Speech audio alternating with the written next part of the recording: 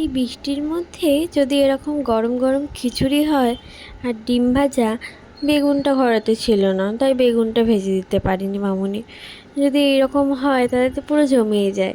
আর মামুনি করেছিল মশলা খিচুড়ি, আর তার সাথে এরকম ডিম ভাজা, আলু ভাজা, পটল ভাজা।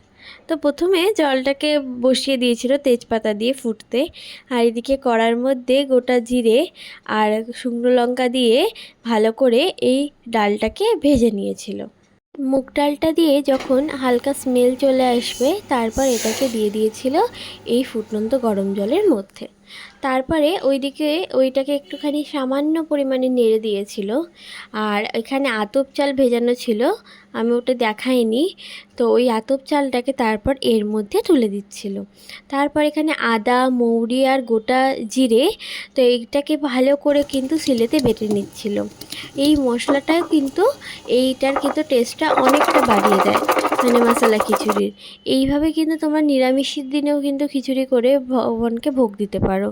আর এখানে কিন্তু মামুনি সোয়াবিনটাকে ভিজিয়ে রেখে দিয়েছিল গরম জলের মধ্যে, তারপর কিন্তু ছোট ছোট করে কুচি করে ফেলছিল হাতের দিয়ে। তারপর এখানে আলুগুলোকে ভালো করে কড়াতে ভেজে লাল লাল করে ভেজে নিয়ে কিন্তু তুলে নিচ্ছিল। ঠিক আছে, এই আলুগুলো কিন্তু দেয়া হবে খিচুড়ির মধ্যে। ঠিক আছে, তারপর ওই আলুগুলোকে এর মধ্যে দিয়ে দিয়েছিল। দেখো তোমরা দেখতেই পাচ্ছ চালটা কিন্তু 50% কিন্তু সেদ্ধ হয়ে গেছে। তারপরে এখানে আবার হচ্ছে সোয়াবিনগুলোকে সামান্য পরিমাণে নাড়াচাড়া করে নিয়ে, খুব একটা লাল নয়, ও দিয়ে কিন্তু ওটাকেও কিন্তু তুলে দেওয়া হচ্ছে। এবার হচ্ছে মশলার পাড়া। তারপর কড়ার মধ্যে তেল দিয়ে এই টমেটোগুলোকে দিয়ে দিয়েছিল, আর দুটো তিনটে শুকনো লঙ্কা, আর ওই যে বাটাটা যেটা করে রাখা হয়েছিল ওটা দিয়ে ওর মধ্যে হলুদ গুঁড়ো, নুন দিয়ে আর সামান্য পরিমাণে চিনি দিয়েছিল। দিয়ে খুব ভালো করে মশলাটাকে কিন্তু কষিয়ে নিতে হবে। অনেকক্ষণ ধরে প্রায় কষিয়ে নিয়েছিল যতক্ষণ না টমেটোটা সেদ্ধ হয়।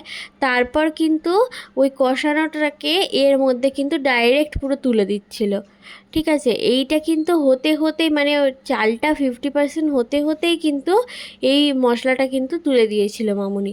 তারপরে ব্যাস একটু হয়ে গেলেই ওপরে ভালো করে ঘি দিয়ে, তোমরা যতটা চাও, আমরা একটু বেশি করে ঘি দিয়েছিলাম, দিয়ে ব্যাস ডিমটা, একটা ডিম পেঁয়াজ লঙ্কা দিয়ে ভালো করে ভেজে নিলেই কিন্তু আমাদের এই রেডি এই বর্ষার গরম গরম খিচুড়ি, ডিম ভাজা, আলু ভাজা আর পটল ভাজা।